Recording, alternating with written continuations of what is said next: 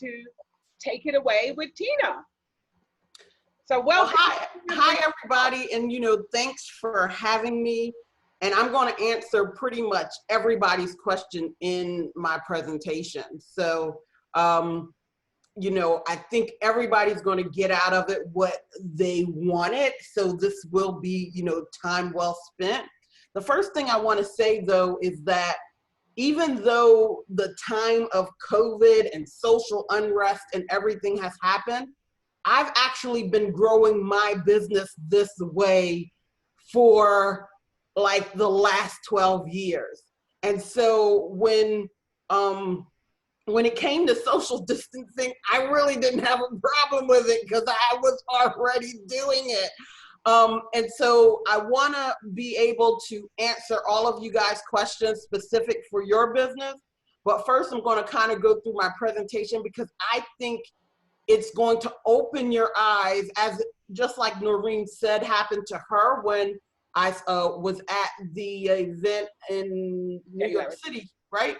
When we were down there for Real Sisters Rising, it's the same thing. So let me. Can we just get a little background about you, a little who you are, what just a little tiny smidgen?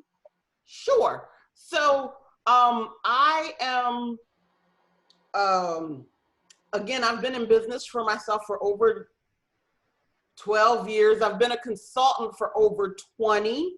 I've been doing digital marketing for a long time. I have over 1 million direct-to-camera video views. I've done training for big websites such as eHow, and I've done them for a lot of other businesses too. One of my specialties is helping non-techie people use technology. So if you can type, the way that I teach you to use it is going to, like, you don't have to know all of the terms and learn coding. I'm going to teach you that if you can type, you can pretty much do the things that I'm going to teach you to do. What I know from being a controller that took a company public and being responsible for all of the technology at that company, what I know is when the technology is overwhelming, it causes people to reduce their productivity, but it also creates a stagnation in sales. And so as Noreen was saying, she had to do this over here, that over here, this over there, that over there.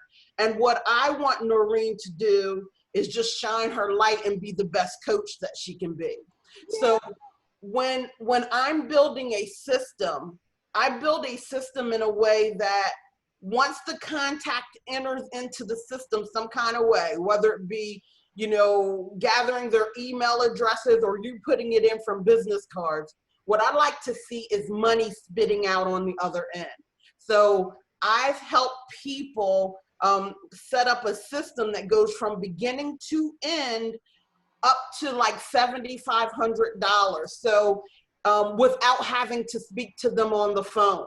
So that's important because a lot of times, even though we still do sales calls, and as a coach, Noreen is definitely going to do a sales call, I can help Noreen eventually get to a point in her business where she really won't even have to do a sales call because of the way that we will use video and technology. She will be able to lead them through the buying process and literally have clients who are clicking that buy button without her having to get on a telephone call.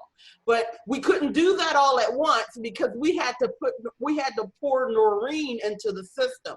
So the system is a bare bones thing, and then we have to figure out, we want to add Noreen's personality. We want to do things like that. So that's what I'm going to share with you today, is how to really get started with that and how to make it so no matter if they shut states down, if they open them up and then shut them down again, that your business can still grow, that you still can have a business regardless of what is happening, and you know that you can give good service in the world. So that's what I'm here to talk about today. Great, awesome, thank you. Awesome. So let me bring my presentation up.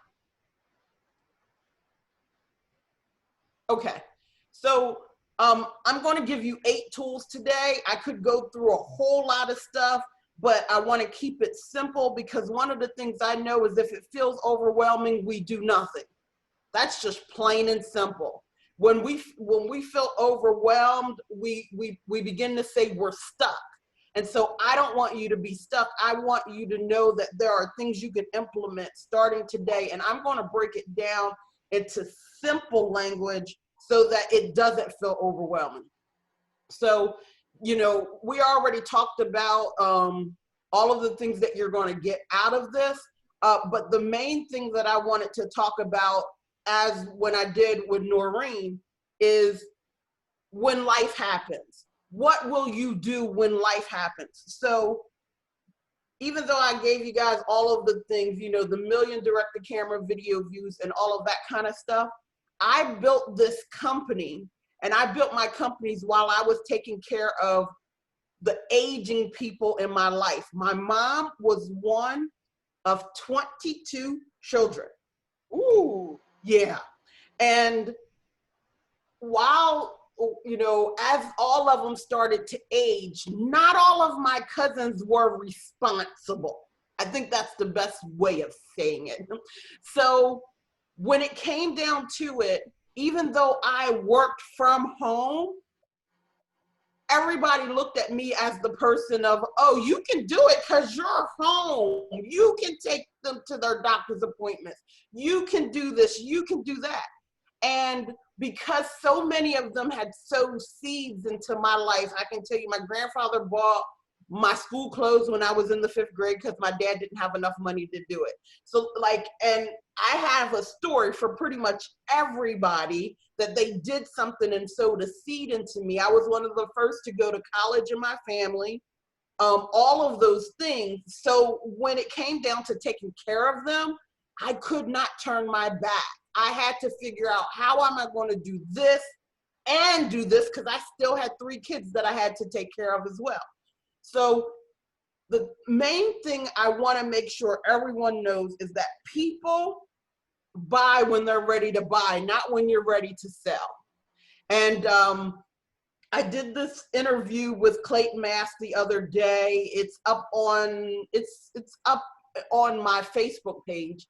And as we were going through and we were talking about a nonprofit that I'm giving a lot of time to and stuff like that, we talked about how a lot of people, you know, they're like, okay, I have these 3 hours to go sell, so I'm going to go and I'm going to start doing social media and I'm going to start inboxing people. And then they get disappointed when people aren't reacting to them, because people aren't going to buy just because you're ready to sell. So you want to make sure that you have things that are going to them constantly, even when you're busy. Again, when life happens, when you got to take care of everything else. During the time I was growing my business, my mother had 2 strokes, 2 heart attacks. And during all of that, I can tell you, I sat bedside right up until the day that she passed away. I was fully present the whole entire time, but yet my company still grew. So again, we already talked about all of these stats when I introduced myself. And I now want to talk a little bit about my dad. My dad died when he was 49 years old. I will be turning 49 in less than a month. And he hardly ever took vacations. And he made $30,000 per year on his job. And he worked the same job for 28 years up until the day he died. My dad was one of those kind of people that everybody wanted to know, and there was only standing room only at his funeral. So why am I telling you this? Because no matter what I talk about in this presentation, for me, the people will always be before the money.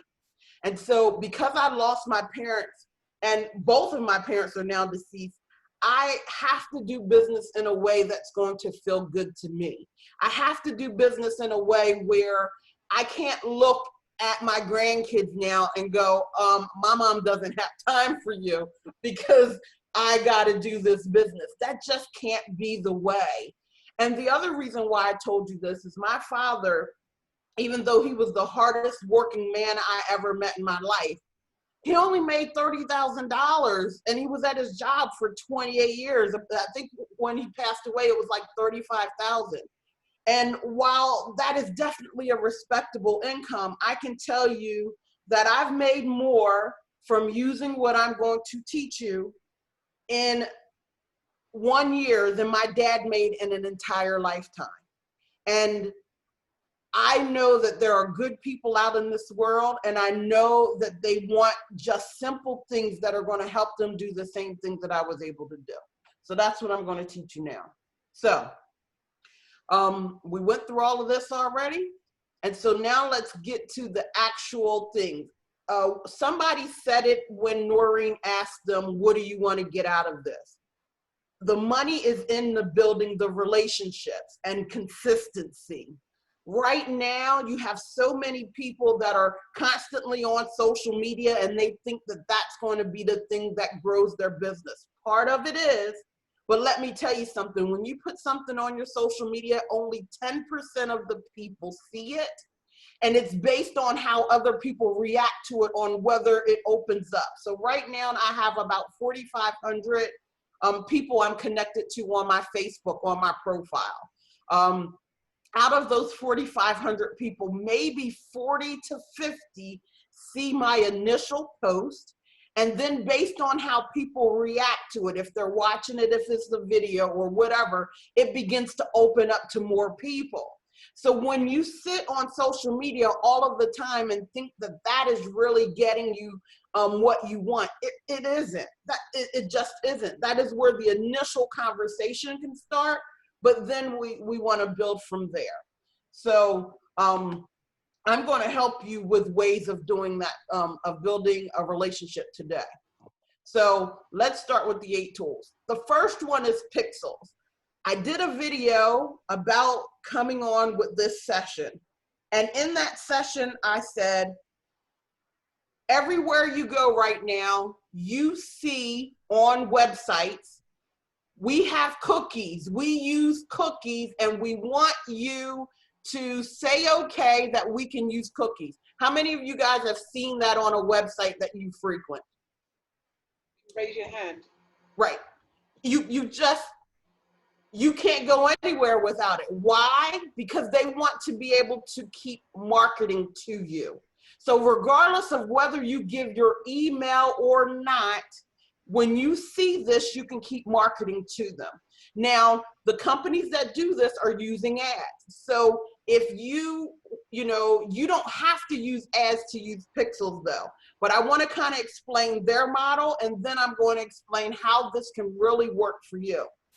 So when it comes down to the pixels, I can have a full conversation with you just by spending money to stay in front of you. When you sign in and say, yes, I'm going to allow those cookies, what happens is that person can remarket to you for up to 6 months without you doing anything else.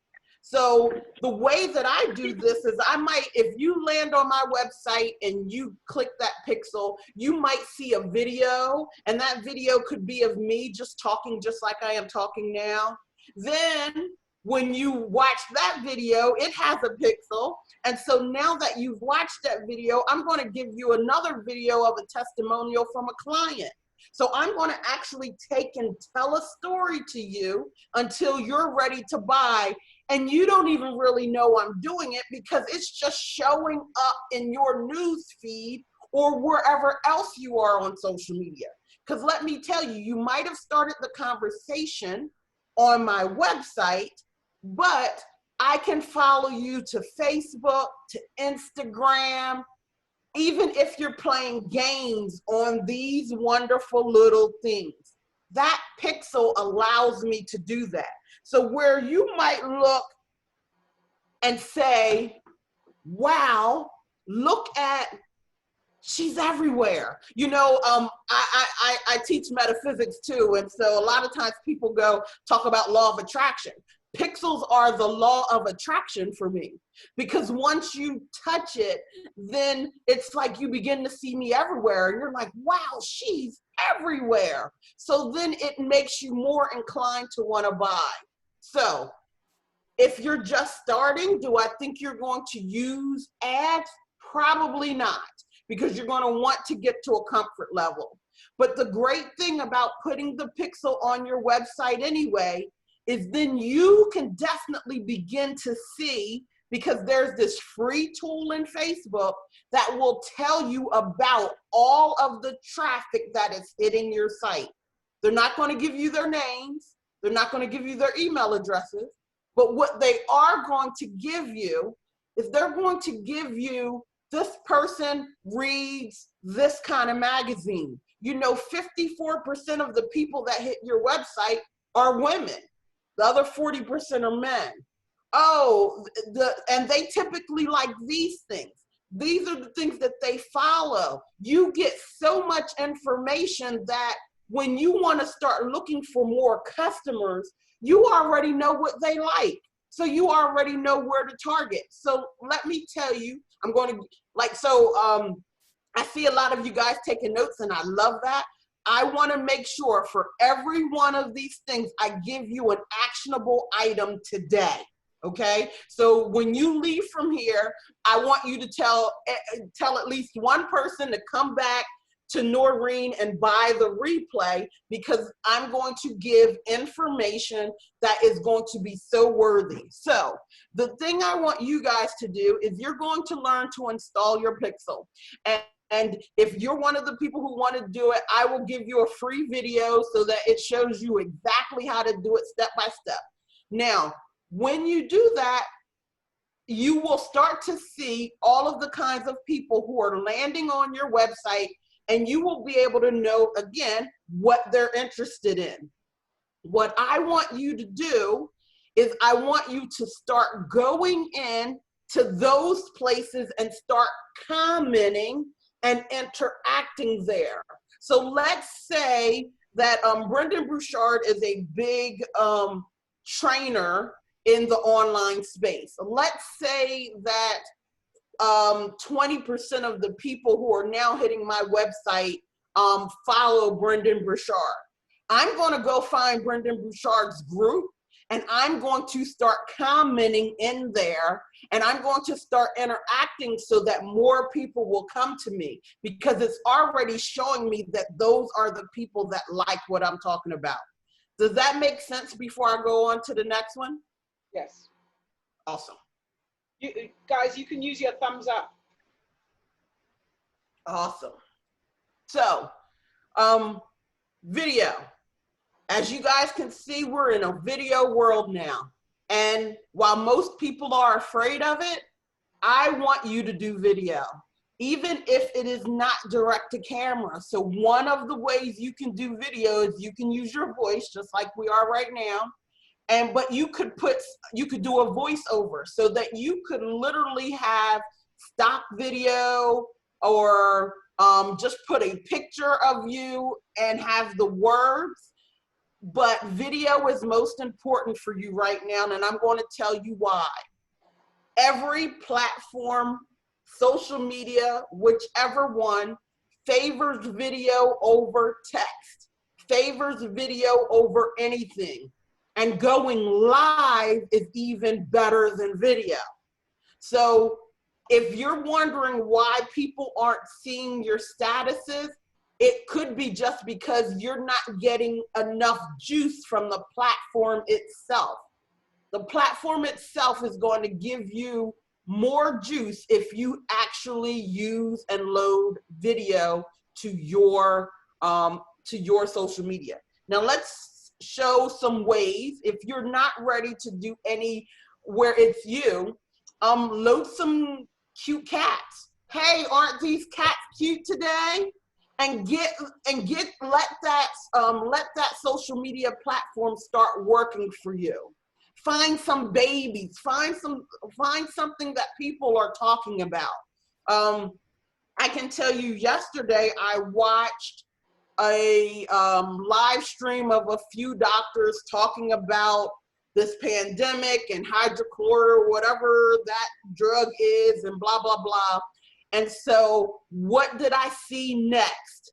I saw a whole bunch of people pulling a segment of that video and sharing it into their own newsfeed. They didn't share the actual video. They took the video and pulled a clip of it and then loaded it as it was their own. Why? Because for everybody that watched it, they were going to get the SEO juice and get the juice back to their profile. So if any of you guys are trying to build an audience, this is the best way to start building an audience ever, is just by using video right here and right now. And so, okay, does everybody feel like they can apply what I said about video? Again, even if you're not going to do your face direct to camera, you can find clips of something and be able to use it, okay? So the next one is multi-channel interactions. I can tell you a lot of times I end up ignoring LinkedIn, but what I know is that one of the words I used when I met Noreen was scatterbrain. And I didn't mean anything about it, because I was telling the audience, I said, hey, listen, most people are scatterbrained. And I was like, I just haven't found a better word for it yet. It isn't an insult. It just means that our attention span doesn't last, because my gosh, there's so many things fighting for our attention. So if you're somebody, again, with this phone, think of how many times you pick this phone up to check your social media. Like to think that you get to sit and just be fully focused on something, that's highly unlikely. But you can profit off of that. And the way of doing it is making sure that you're hitting a lot of different channels. I currently have Facebook, personal, and a Facebook business page. I also have Instagram, I have Twitter, and I have LinkedIn. My main focus is normally on Facebook and Instagram. I am moving towards a little bit more of LinkedIn. And if you don't, it's best to have a different thing for all of them. But if you don't, just post the same thing natively on all of those different platforms. So when you go post to one, post to all, because there are some people who only get on LinkedIn. There are some people who only get on Facebook. And there are some people who only get on, YouTube, Twitter, or any of those. So you want to make sure that there's something that represents your business on every platform. And I know it's kind of like, how do you have enough time for all of this stuff? And that's why I said in the beginning, just take and whatever you post to one, post it to all. So personalization and showing your personality. You guys know Noreen has a fantastic personality, right? I mean, she's just bubbly, she's quirky, she just, she lights up the room when she comes in, and she keeps everybody entertained. Well, guess what? When I first met Noreen and I was going around looking at some of the things she had going on, just like she even said to me, she was like, Tina, I don't like that picture because that picture is not who you are. Like, that picture doesn't represent you in any way, shape, or form. So we went through, and just like she said that to me, I went through and I was like, okay, wait a minute. I need more of your personality to show up here. I need more of in your emails. While, when we work these corporate jobs, we were taught to be uber professional. Uber professional doesn't sell. What sells is having the conversation.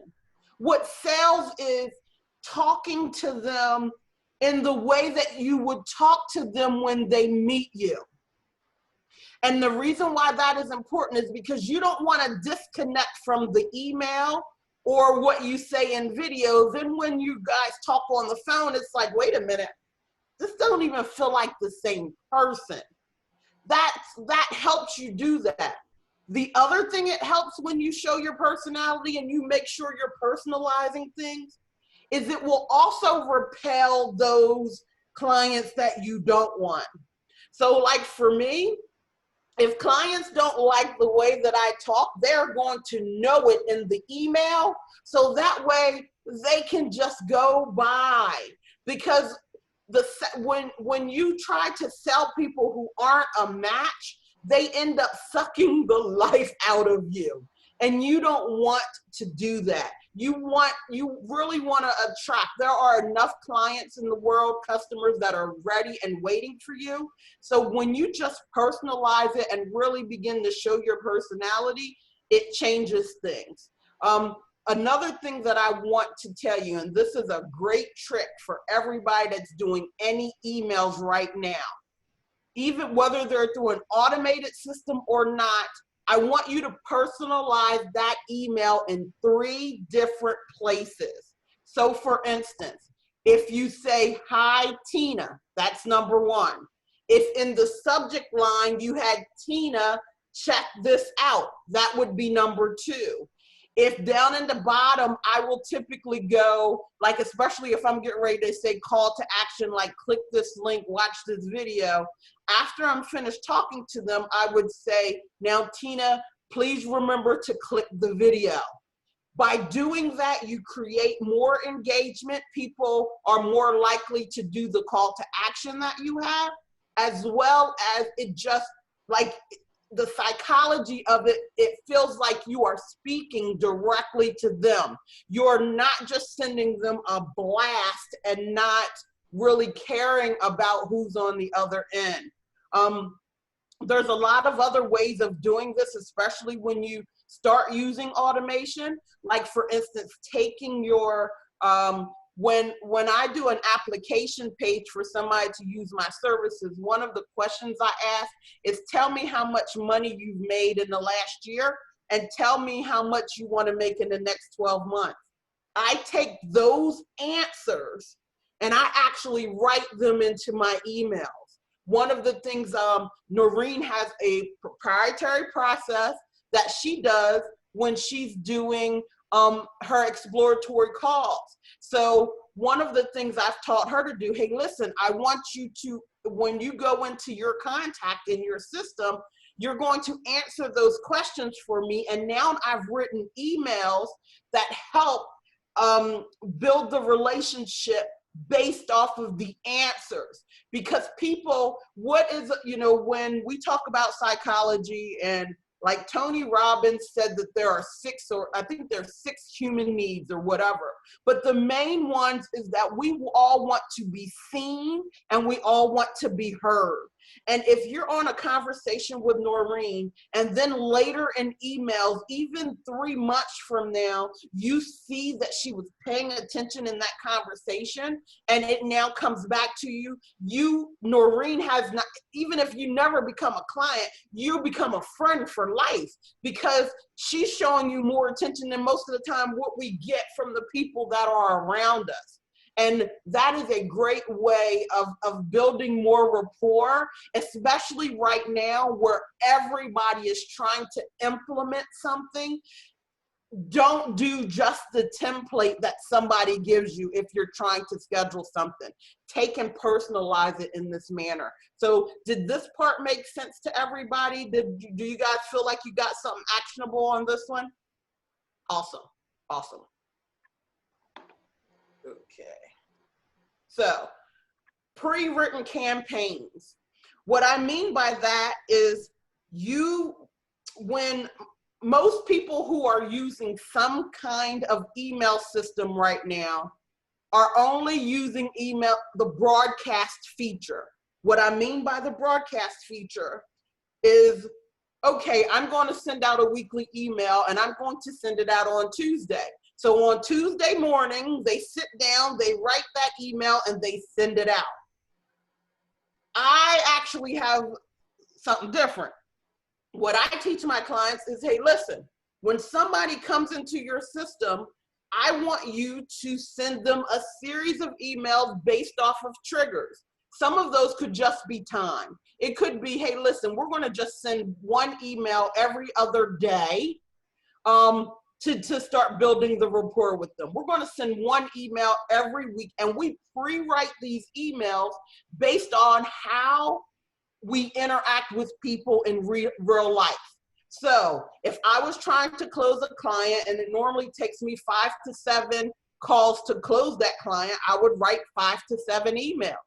And in there, I would do and say everything that I would have said in an in-person meeting. I would say it in video myself. Video, of course, is going to be the way. And then I would have some more things writing in there. But what happens is by doing it this way, you do not have to remember to send these emails out. The system does it for you. So remember back when Noreen first said, you know, she was doing all of these things manually. So now if somebody has a hello call with Noreen, they're going to get a follow-up and another follow-up and another follow-up without Noreen having to do anything. But these are all of the things that, okay, well, I can't, you know, where you have to sit and you got to do it over and over again. And it's almost like you're starting from a blank screen every single time when you don't want to do that. So I have a question. Can I ask a question, or do you want us to wait till the end? No, you can ask. So if you're going to pre-write the campaign follow-up emails, like you just said, it takes X amount of touches to convert that client.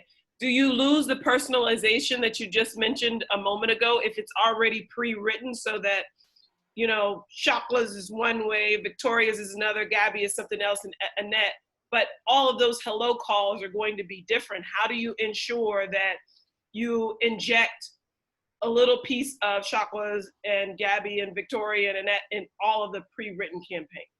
Yes. Okay. So I love that question. So I leave spots in my contacts for all of this. So for instance, when I met Noreen, I was telling them about when I used to go out and network.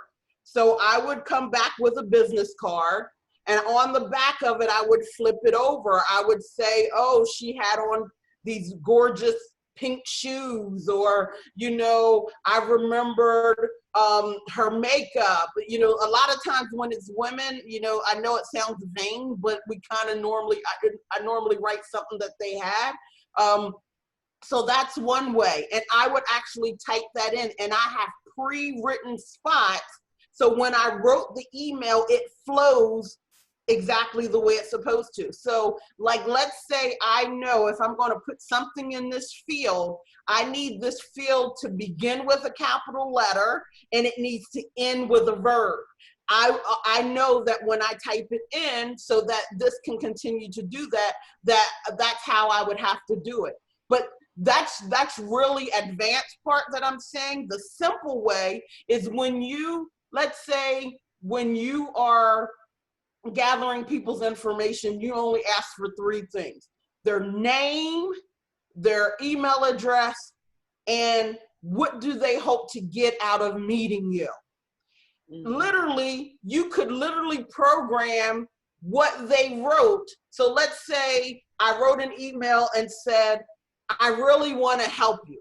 That was the subject line. And let's do this together. So I will actually write this out after we're done. But let's say the subject line, I said first name, because there's a field for first name. So no matter how many people go through this system, it's going to populate the right first name for it, right? So if I said, Tina, comma, I want to help you. That was my subject line. And then I came down and it says hi, and then have the field for first name. So again, it's going to pre-populate all of that. I just wanted to let you know I really heard what you said. I really want to help you, and then left the blank for whatever they put in that field. What did you hope to get out of meeting me? Now, no matter what, no matter how many times that form is filled out, it's always going to be customized to their direct answer. Does that make sense? Yeah, it's like remember Mad Libs? Does anybody remember that? Am I dating myself? No. Oh, wasn't that the guy with the big ears?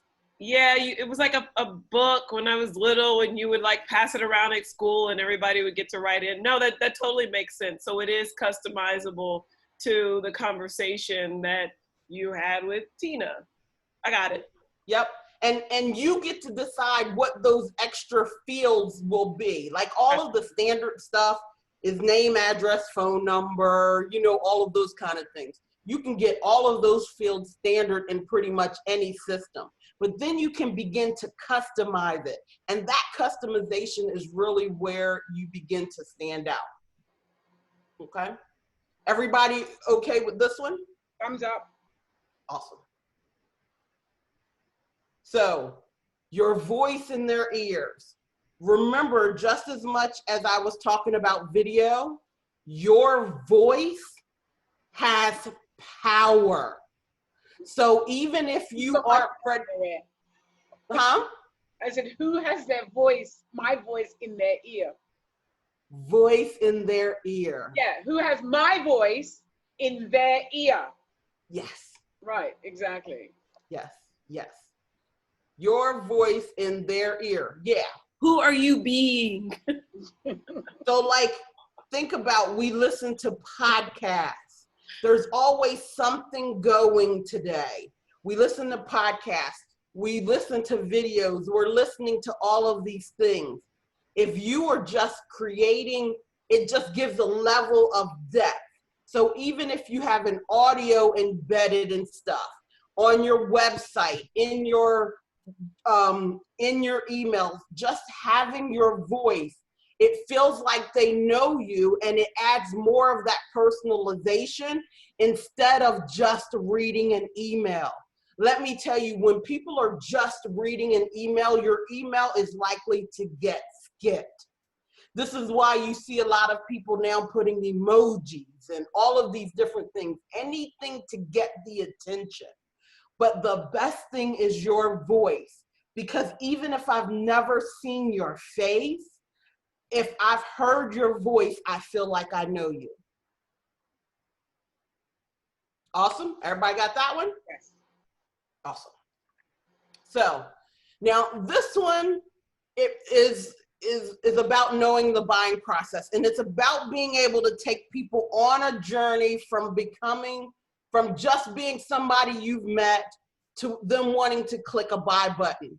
And the reason that this is important is only 3% of the people are impulse buyers. That means you're leaving 97% of your sales on the table. And so, you know, I know a lot of you guys are new, but if you guys were existing businesses, and if you are, you can just play along with this exercise that I give to people. I say, okay, take the amount of money that you've earned in your business in the last 12 months, and then divide that number by 3%. The amount that you get is the amount of money that you're leaving on the table when you're not using automation as well as understanding and knowing the buying process. This will let you know when should you send a coupon versus when should you send a testimonial. All of those kind of things. For anybody who wants to understand the buying process, I have a video that's already done, a presentation. I'll be happy to give anybody a link to that so that you guys, because that'll take way more time to try to do that here. But I just want you to know that it is really important, and this is really one of the secrets. Everything that I've taught you so far is the secrets of how, when someone starts working with me, I can change their life and literally, and put them in a whole different income bracket, because I'm applying everything that I've taught you, including knowing the buying process, understanding what's the difference between sending somebody a coupon versus getting them, you know, giving them a demo to something, or sending a client testimonial, like what should go where. That's what I teach you in that buying process. Does anybody have any questions on that? Awesome. Okay, so the other thing is, because you guys came on this on this talk, I don't want you shooting in the dark anymore. You know, most people just throw stuff up in the air and hope it sticks. I don't want you to do that. I gave you a way of understanding who's hitting your website by putting that pixel in. But I want you to be a little bit more proactive and decide, who do you want to sell to, right? Like, my goal right now is to work with people who know they want to get to 7 figures and beyond in their marketing. That's my goal, right? That's the sweet spot of my clientele. And who also want to understand how to do more of it online. They're not going to wait for the economy to be fully open back up. They're not going to wait for that. They want it to do it now, and they want to keep it that way going forward, because now they're looking for quality of life. So I know exactly who I'm looking for. And because I know exactly who I'm looking for, I know how to target and find those people, number one, in my messaging, and number two, how to find them and where to look, where to be. Like, sometimes most people say, hey, you got to know your customer avatar. And while that is true, what most are saying is so basic that it is so saturated you never get there. So for instance, if somebody says, well, I want to sell to women, so then you go join all of these women's groups and you really aren't really getting there. I really want you to learn to know a little bit more about them. And the best way of knowing that is by saying the pain you're going to solve. Okay, so I'm solving a pain. The pain I'm solving is that you're working so hard in your business, it might not be growing.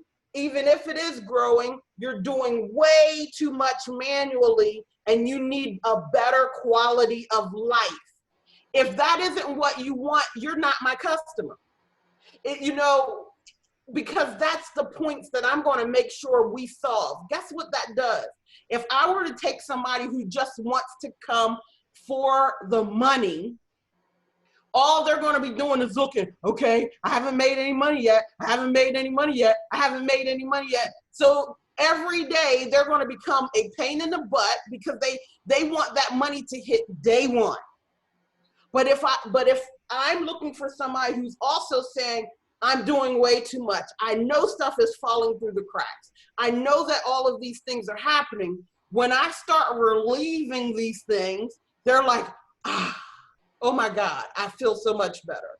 Then they're like, oh my God, now I see the money. Right. Life is good. Like, it's a whole different ball game. And sometimes, you know, it really helps you if you understand who it really is that you're targeting. Does that make sense to everybody? It does. Tina, I have a question about your avatar, sure. the avatar scenario, because that has been preached like ad nauseum right now. So if you're going on pain points, you're not necessarily dividing your potential customer base based on demographic information. So she or he makes X amount, she or he does these activities, so on and so forth. You're just trying to say, I'm solving this issue, and it negates all those other things. Am I understanding you clearly? Yeah, you definitely are. And I'm going to tell you why. And this is going to sound kind of crazy, but you know, there's people in the ghetto with Lexus cars. Fair. Right? So while most people go, okay, I need to make sure the person has the ability to pay me. So I want to make sure that they earn at least $250,000. Let's just say you're a luxury brand and you want to make sure that they earn at least $250,000, or at least that's what you want to be, right? And what I find though is when people try to do that, their messaging isn't clear, number one, and number two, they've isolated a whole base of people who might actually buy. one of the things I teach is, I have this thing that's called the good, better, and best suite. Anytime you sell something, especially as a consultant, you should have 3 offers and you should sell from the middle.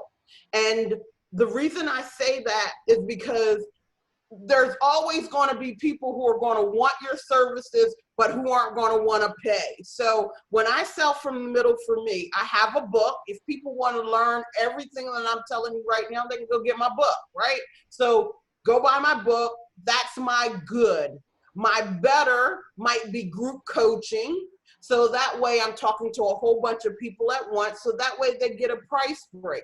And then my best is where I'm working one-to-one. So I typically sell from the middle because people actually are broken down into, when you think of the buying types, they actually are broken down into 3 types.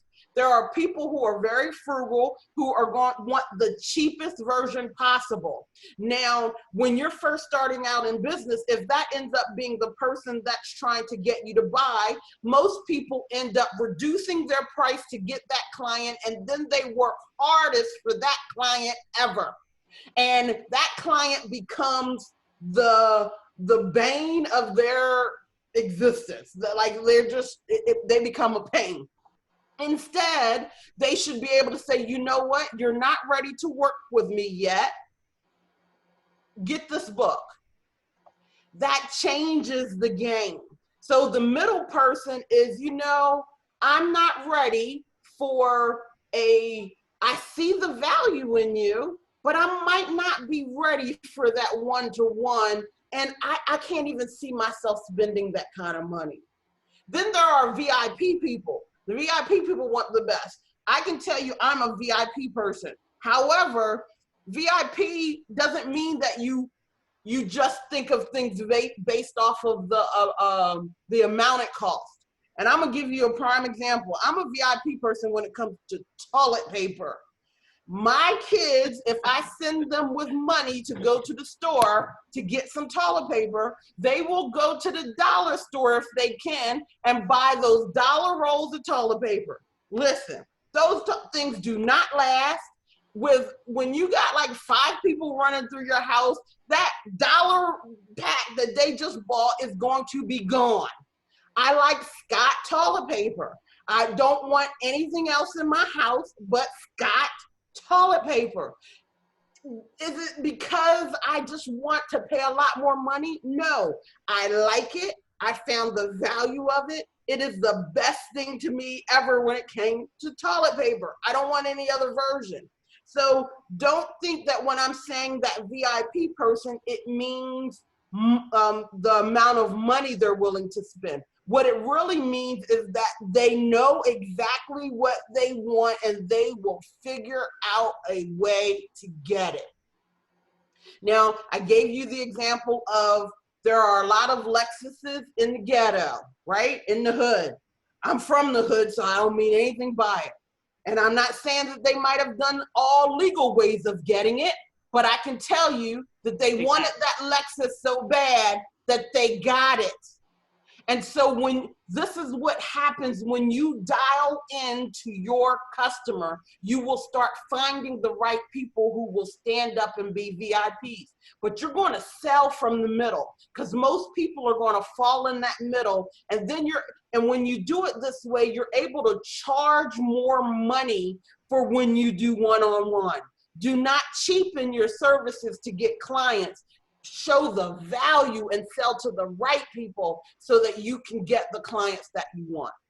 So does that make sense? Did that help? It does, because I struggle often, and it's funny, I'm saying I just went to a class, and so I mentioned at the beginning, and I'm maybe taking too much time, but I'm trying to marry my sports background with my production background and put them together. And so the thing that I've realized that comes out of that is performance coaching, because it takes a high impact environment, fast paced environment, and it combines it with somebody who needs to excel.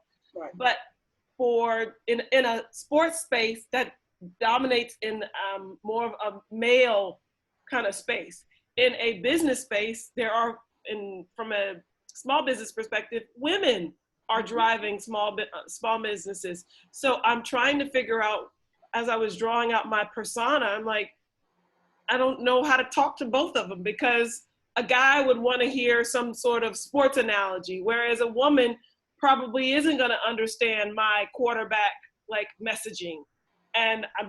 But at the same token, they both want to excel in whatever arena it is that they work in. Does that make sense? It does, but isn't it beautiful that you can sell the same thing and you can have a whole bunch of different ways to get to it? So for instance, let's say that today I'm going to sell to men. I want to help people with high performance. I would definitely be using those sports analogies if you want male clients, right? The only difference you have to do if you're getting ready to talk to a female audience is just switch those analogies. Switch it to, something else. And I'm going to give you two prime people to go look at. One of them would be Shailene Johnson, and the other one would be Lewis Howes. Both of them. Lewis. Yeah, Lewis is amazing. Great. His School of Greatness, right? Yes. But yes.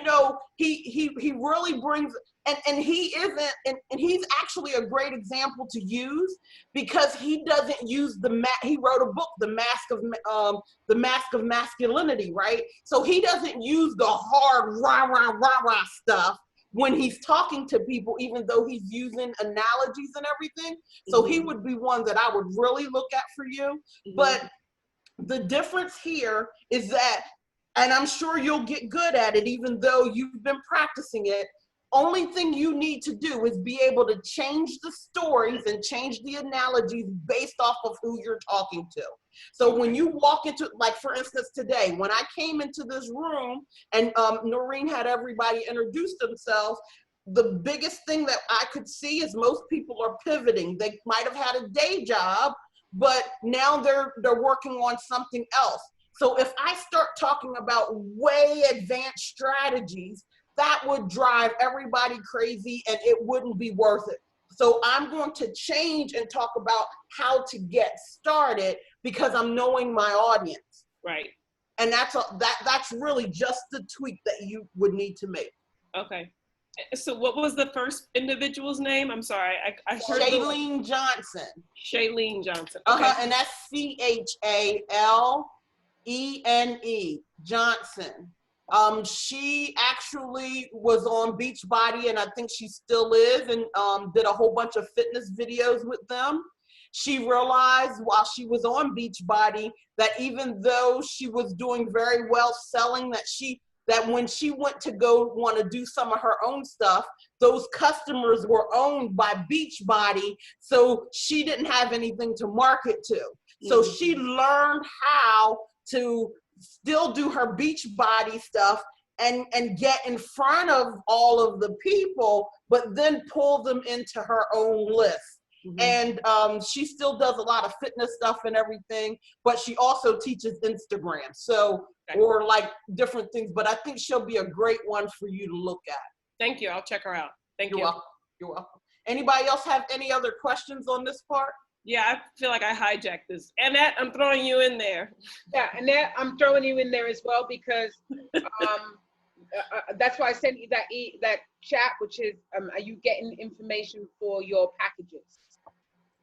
Yeah, it's really helpful. I mean, it's helping me target, the audience that I need to target, like, figuring out who my audience is, like, and how I'm going to put those packages together in a constructive way that, that they understand what they're getting and the pricing for that. So yeah, it's helping me. I understand.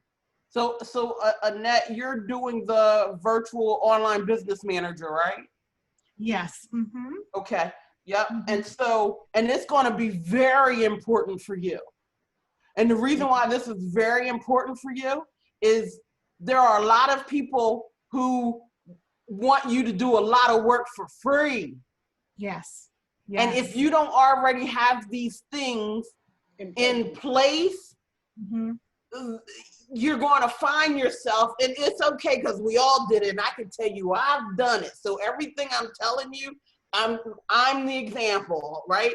Like what will happen is you'll go, okay, let's say it's something that you technically should be selling for $1,000 a month. You're going to start accepting $500 for it, and then those same people that paid you the least amount of money are going to drive you insane. Yeah, yeah. And so even though I used a book as the small, maybe if I were you, I can tell you that most people who want to do business online don't really know what they need. They think they know because somebody told them, right? Noreen said something about having an assistant who can do what she says, but has no ingenuity. Right. And I agree. I decided to change. I decided to change my business title because Noreen sent me a link to a gentleman that she knows, and he was talking about the difference between a virtual assistant, which was what I started with, right, and a office an online business manager. And my background, I'm more of an online business manager because I help the entrepreneur, or the CEO run his business. Even though my title is an executive assistant, I help him run his business. So thanks, Noreen, for that, that invite that I kind of put that together. So I totally understand what you mean about you have to have an assistant, right, that knows how to think out of the box. Because you don't, Noreen, I shouldn't be calling Noreen and saying, hey, Noreen, by the way, I didn't get a link, and I struggled to look for the damn link. And that to me is frustrating as a customer because I'm like, I don't want to look for the email. It should be automatic, right? So I get it. I get how important it is to have someone or be someone to know exactly how to run a business. Yep. Yeah. And I can tell you right now that once you have what you are, ready to do, I actually probably would want to talk to you, as well as I probably will want to introduce you to some other people, some other clients as well. My team is expanding. But there are times when we are I know all of this stuff, right? Like I've done it but this is not my lane any longer. Right. Like my lane is I'm standing in front of stages with 10,000 people on them. And when I'm doing that, or I'm doing these with you guys, I need to be fully present. Just like you said, I don't want to know whether or not you got the link or whatever. That's not my job to manage that. And it's also, there's all of those little I's that need to be dotted and T's that need to be crossed, because I'm about customer service. So like, for instance, where I would want somebody to follow up and say, hey, listen, what did you think, this, that, or the other? That's not a person like Noreen nor I's job, right? And so as I currently have one, and she's great, but like I'm dividing all of my lines of business have now gone into different companies. So it's like, yeah, like I can tell you personally, that is what a lot of people are missing. They think that virtual assistant is going to get them where they want to go. And a lot of times it just doesn't, because somebody told you, hey, make sure you got a virtual assistant who takes and posts in your social media. Well, guess what? There's a little bit more to social media than that. Before you post in social media, for the hour or two before you actually do a post, if you want people to see it, you got to go comment and like on a whole bunch of other stuff, so that algorithm from that social media platform will open up for you. Now, do Noreen want to know that as a coach? No, she wants to coach. But a virtual assistant is only going to do what You tell them to. You said, hey, can you post on my page 4 times a day?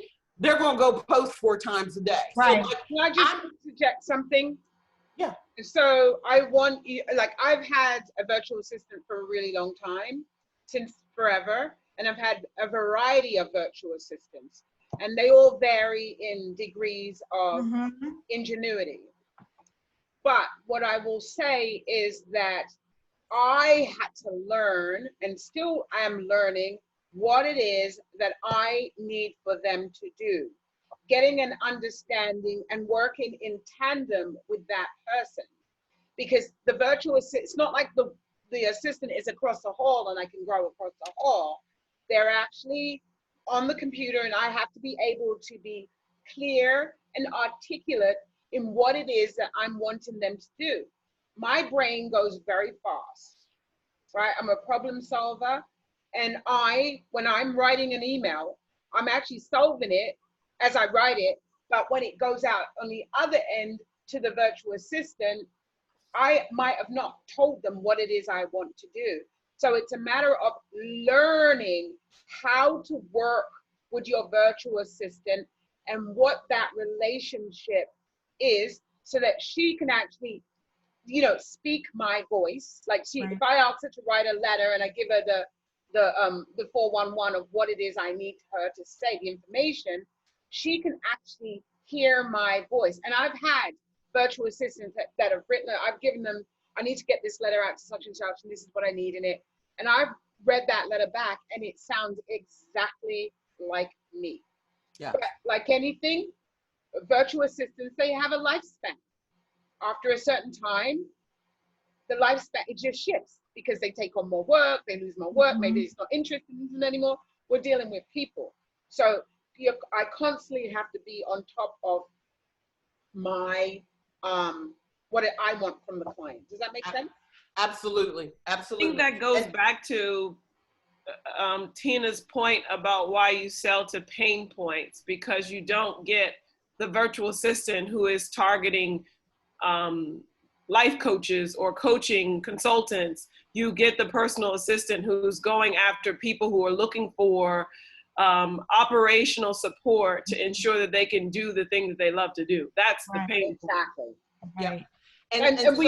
And one more thing that I wanted to say to Annette is everything that all of us just said is really important. But the other part that I want to make sure that I get through to you is, when you are creating your packages and you're getting ready to sell, I don't want you to sell the functions. I want you to sell a package, because again, people don't know what they need. Right. They think they know. And when especially when it comes to supporting somebody, like when you're truly supporting a business owner, and I know you know this from doing it in real life, instead of just online. My gosh, the things that you end up doing in your job description end up being so much more than what they thought they were looking for. Absolutely. And so one of the things, just like I was just saying, like right now, I have a group of virtual assistants that I'm personally training and saying, okay, if you're going to tell people that you do social media, I need to teach you how to do social media right. So for instance, they can't, even though they're telling people they're going to post 4 times a day, all of this other work that I'm talking about, where they got to go in and comment and this, that, and the other, they have to include that in their packages, because the person didn't know they needed that, but they do in order to get the reach. You see what I'm saying? So I just want to make sure you sell what they think they need, but you have to give them the other layer on it, right? That's where the ingenuity comes in. Right. So, and that's where you will, when you start doing that, you will never want for a client, because people are going to say, I went and worked with her, but I got so much more. Right. And not only what that does is it also creates those boundaries that you need so that they're not, if they started out in the lowest package and they start demanding more, you get to go, hey, listen, I love what we're doing, and here's and you see the value, but now you're kind of crossing over into this package, so we got to talk about moving you up. Right. Got it. I want to give Victoria an opportunity because we're like the time is running, but I want to give Victoria an opportunity, and I would like you to finish up your presentations. Victoria, do you have any questions? Thank you, Tina. You're welcome. Any question at the moment? No question at the moment. Okay, great. Tina, you want to continue? Very good notes. Yes. So I actually am probably done because I think that's the last one. Okay, so I'm going to end with my friend Mo. My friend Mo, as you guys can see, passed away just a year ago, just a little over a year ago. My friend Mo was an insurance agent that owned his own business. He had a wife and 3 children. He was young. Yes, he passed away. It was like when I got that call, I just could not believe it. Passed away out of the blue. One of the things is that me and Mo used to argue because he was the old school salesman, the old school guy. He knew all of the things that he was doing to make his business work, but he wasn't putting these things in place, the software in place, and all of these different things, so that if something happened, all of that system was in place that it keeps going for his family. Now, even though I'm saying that, when the one thing I did find out is even though he would argue with me, he was putting some of it in place, even though all of it wasn't. I'm just telling you that we don't know what's going to happen. We are in a crazy time of uncertainty. If any of you ladies are like I am, you have a family who depends on you. And if you have a family that depends on you, not only do you want it to go while you're here so that you can enjoy them, but you also want it to be able, your system, you, to last even beyond you. And, you know, he did not expect to leave this earth. His family, thank goodness, his wife was an insurance agent, so she was able to step in. There was a lot of things that we had started. There was a lot of things that she knew from being married and working side by side with him for so long. But I can tell you for certain that if he knew that this was going to happen, he would have been doing those videos like I asked him to. He would have been doing those things like I asked them to on top of it to make sure that that insurance company survived.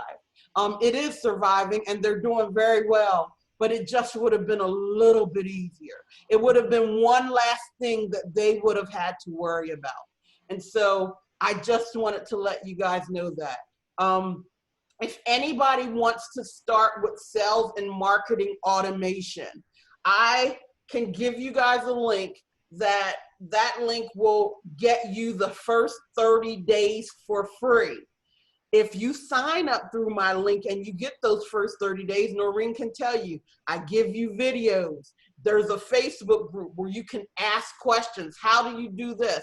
I am really good for, if you're going to do it yourself, then I'm going to put you on a screen share and you're going to share your screen and I'm going to have you do it. Now, I know that's frightening to a lot of people, but what I can tell you, and I can give you other clients, Noreen's seen it, that once they do it themselves, when they hang up from me, they can continue to do it.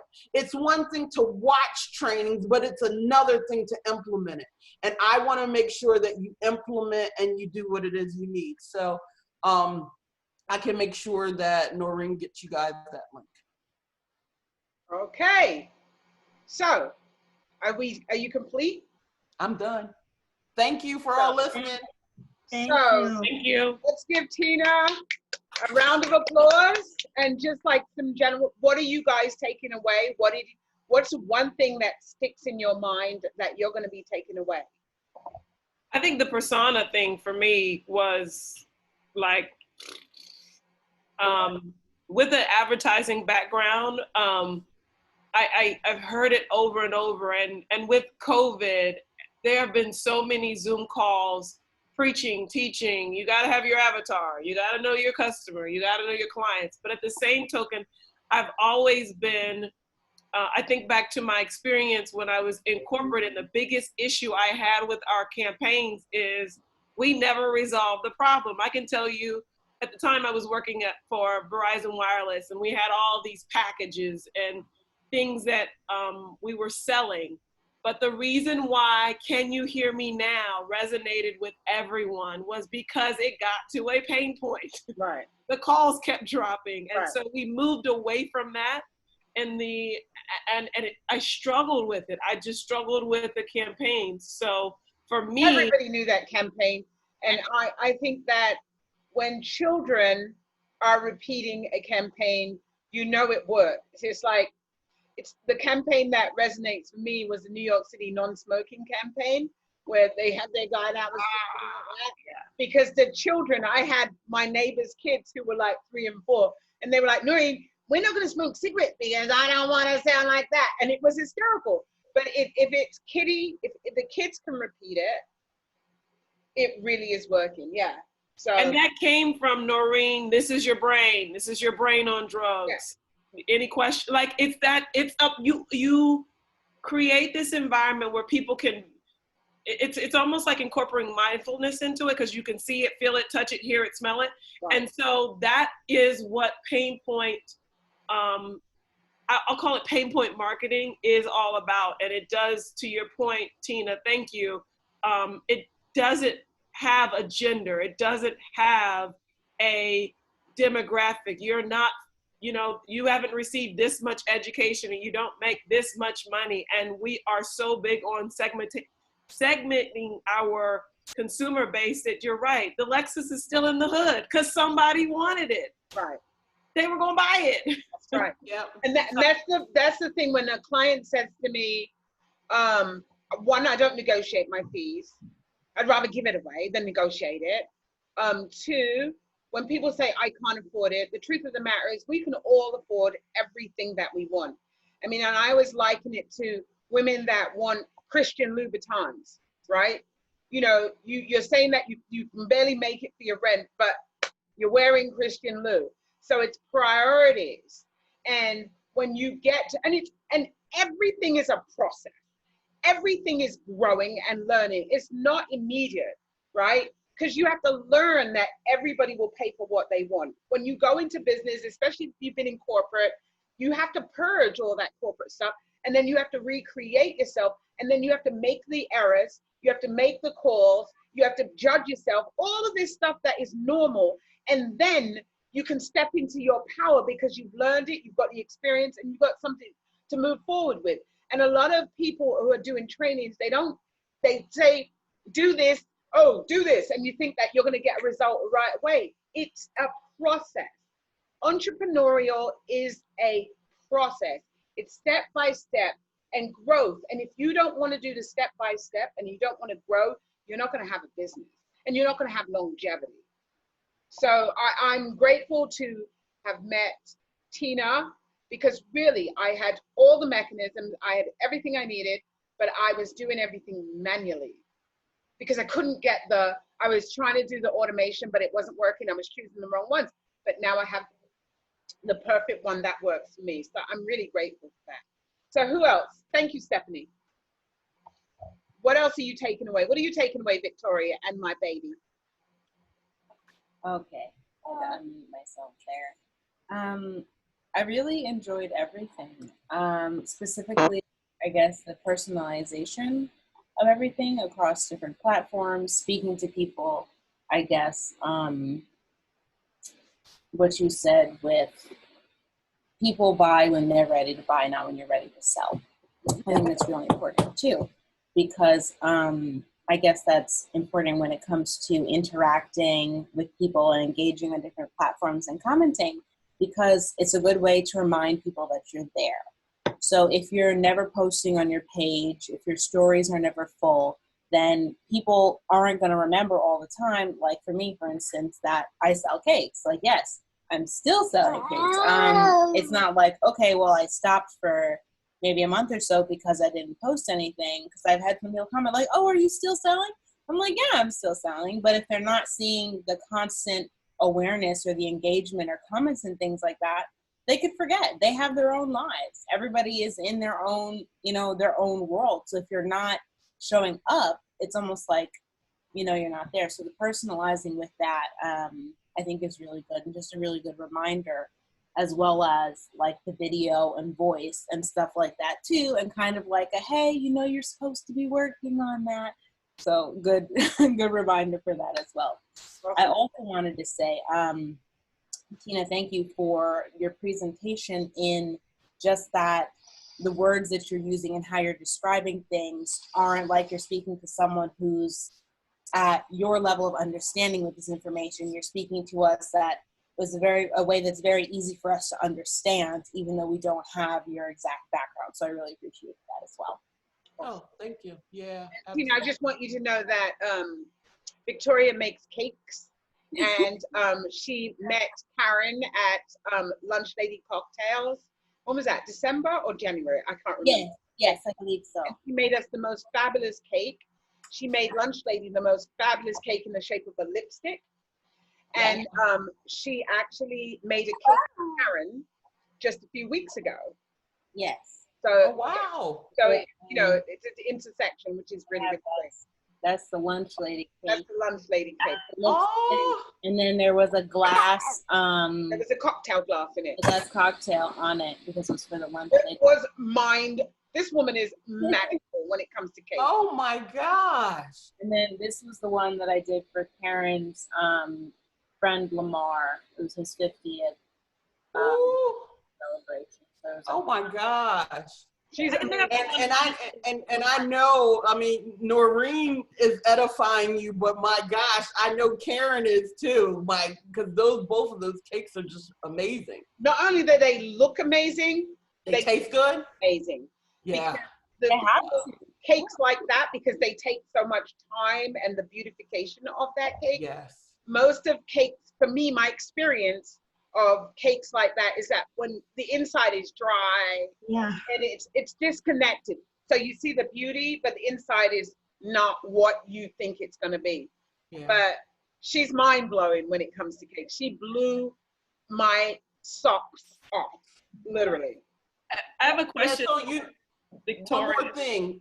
What I would do is I would ask all of my clients for them to take pictures when they're eating the cake, and if they could get them back to you, because like if you just post a picture a day, so like if you just post a picture a day so that people don't forget about you, but what Noreen just said is so important. Like your finished presentation, of course, you can do a picture of that, but seeing people actually enjoying your cakes is going to make a big difference, because she's right. You can get really cakes that look really good, but in the inside, they're not that good. They were pretty, but they're not that good. And she just said she really enjoyed it. So I love your cake. I would ask for that. Yeah, I love your cake. And I'm not a big cake eater because oftentimes they're just way too sweet. But your cake for me was just right. As a compliment. Wow. And I'll throw in one other suggestion. When she said, I used to do voiceovers a lot, and that was like one of the best experiences was working in voiceover talent, because that industry is like, it's very difficult to get into. But we did this special, this was years ago. Our voiceover talent, his name is Rod Houston, and he's all over TV, all over the news. He's extremely talented. He's out of Brooklyn. And Victoria, one of the things that I was thinking about is, as you're making your cake, almost like time-lapsing a video and you speaking over it to connect your audience with it, is such a profound way of just connecting, because we did it with Rod, and it was I think it was like during Black History Month or something, and he was just explaining his process, and for whatever reason, this one little how-to video blew up, and it wasn't even about Verizon. It was so crazy, but it was because we finally connected the voice with the actual ad, that it made people inspired to actually go take action. And so I really feel like those type of touch points that kind of are our everyday lifestyle, but just adding the extra layer so that they may not see you, but they hear you, they feel you, is an exceptional way just to connect on a different level with the audience. Right. And what, you know, we can go on about this forever and to support you with that. But it's like doing the videos, like a how-to video for somebody that might not be able to afford one of your cakes, right? But that how-to video gives people the insight as to why your cakes cost so much. Because you look at it and you think, oh, this is a cake. Oh, she just put some fondant around it and she made a crown. But that is hard to do. It's very difficult. Yeah, and there's always going to be people who are just not going to do it. Right. I can tell you, I am never going to want to know how to do that. I don't find it. I'm not going to waste my time. I'm going to come to somebody like you. And I can tell you that anytime, I don't know if you ship, but I can tell you that I will actually start buying cakes if you can ship them to Florida, New Jersey, or Delaware, whichever one of them I'm in at the time. Because I mean, that cake looked really good, and it looks like your creativity is really good, and I love that. And then she's married to an architect, so structuring is like, The first cake you made for me, people thought it was a box. They literally thought it was a box that she made, and that something was in, but it was the cake. It was so delicious.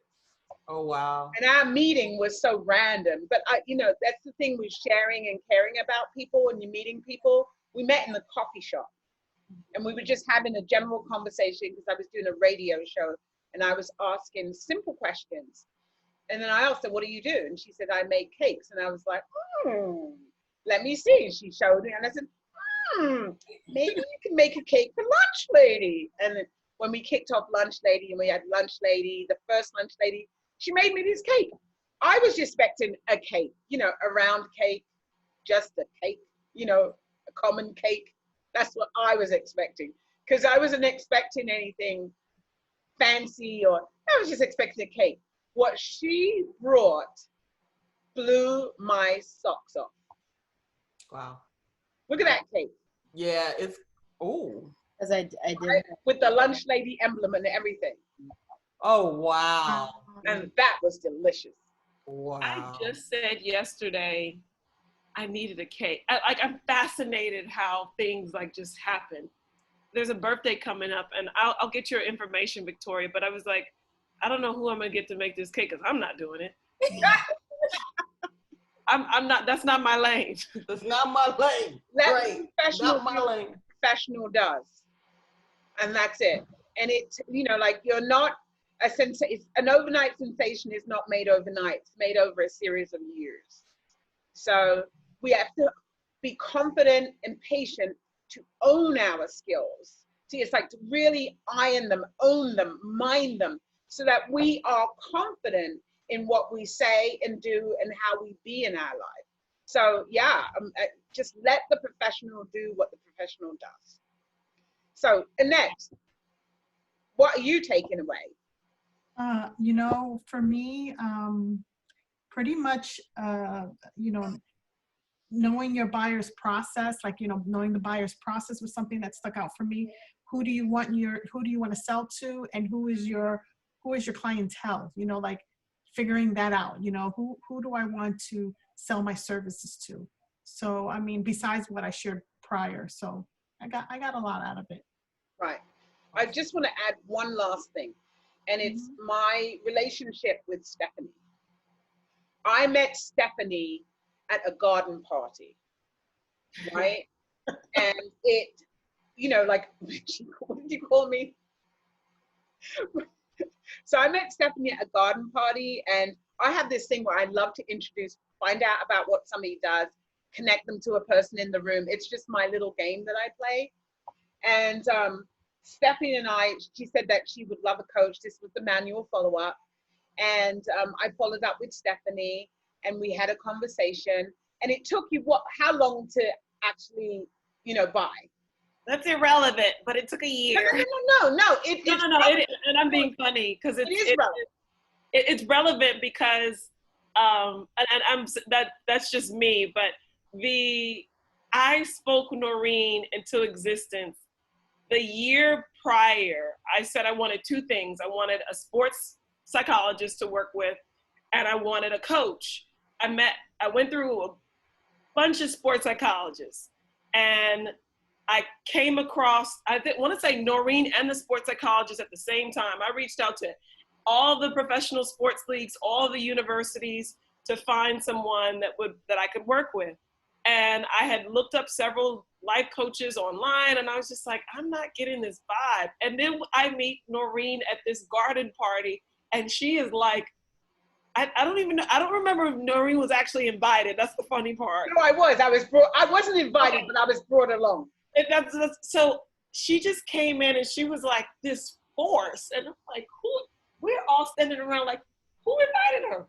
And she has this big personality, this British accent, and the boys are on one side and the girls are on the other side. And Noreen somehow did something and now everybody's mingling. And I'm like, so we started talking afterwards, and I was like, I said to her, I spoke into existence that I want to coach.